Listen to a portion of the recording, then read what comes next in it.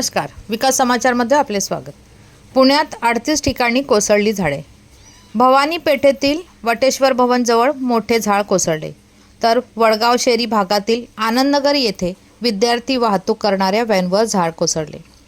पुणे शहर आणि परिसरात संततधारेमुळे 38 ठिकाणी झाडे कोसळण्याच्या घटना घडल्या। सुदैवाने या घटनेत कोणतीही जीवितहानी किंवा कोणी जखमी झाली नाही।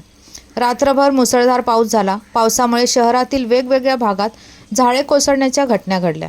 एका पाठोपाठ एक झाड कोसळण्याच्या घटनांमुळे अग्निशमन दलाच्या जवानांची धावपळ उडाली। जवानांनी तातडीने घटनास्थळी धाव घेऊन मदतकार्य सुरू केले।